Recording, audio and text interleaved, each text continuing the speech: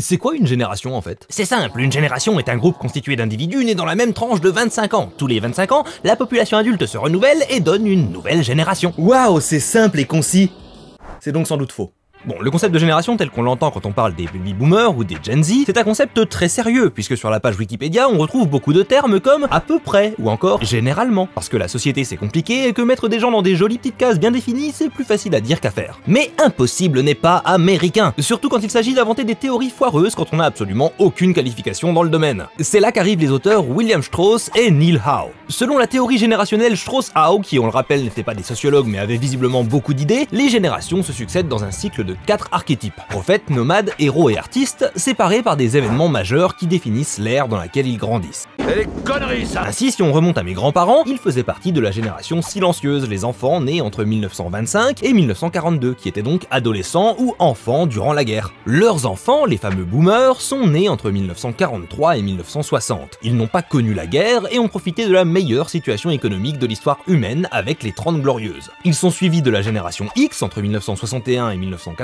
qui ont connu la fin des 30 glorieuses et le choc pétrolier de 1973. Puis de la génération Y, aussi appelée Millennials, née entre 1982 et 1996. Je suis dedans! Ils ont connu la fin de la guerre froide et les attentats. Wouh! La génération Z, née entre 1997 et 2010, elle, est marquée par la crise des subprimes et toutes les galères qui s'en sont suivies. Et on arrive finalement au Gen Alpha de 2011 à 2020, ceux qui auront connu la pandémie. D'ailleurs, les bébés post-Covid sont considérés comme la génération bêta.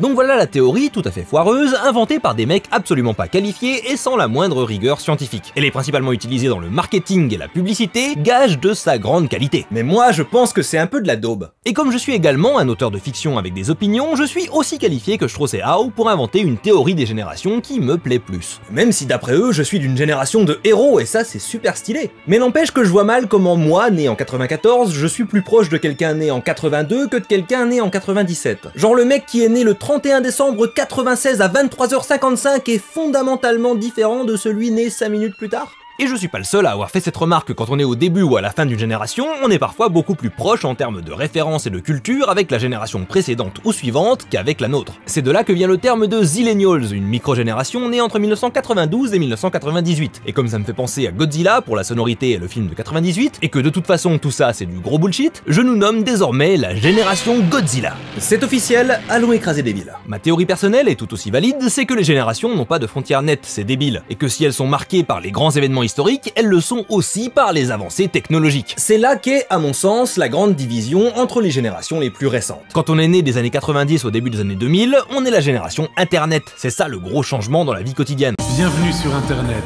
On a grandi avec ce démon infernal qui a depuis longtemps échappé à ses créateurs. Et ce qui marque la différence avec la génération suivante, c'est qu'ils n'ont pas vu apparaître les réseaux sociaux. Ils sont nés dans un monde déjà complètement transformé par ces sites merveilleux qui n'amplifient pas du tout les pires travers de l'humanité à l'aide d'algorithmes créés par des spécialistes en neurobiologie pour créer les addictions similaires à celles des jeux d'argent. C'est pour ça que je mets la frontière vers 2007-2008, l'arrivée de Facebook dans le monde, et en plus ça colle avec la crise des subprimes, comme ça Strauss et Howe seront contents. Mais sérieusement, je conseillerais de ne pas prendre le concept de génération trop au sérieux, justement. Parce que définir un groupe social sur son année de naissance uniquement, c'est un peu réducteur. Genre, il y a peut-être des facteurs plus importants pour différencier les groupes sociaux, genre, je sais pas, la classe sociale, ou encore le pays dans lequel t'es né, tes valeurs, ta religion. Même les goûts musicaux me semblent plus pertinents. En fait, on devrait peut-être laisser des sociologues faire des théories sur la société, plutôt que le mec qui a écrit le livre 16 scandales.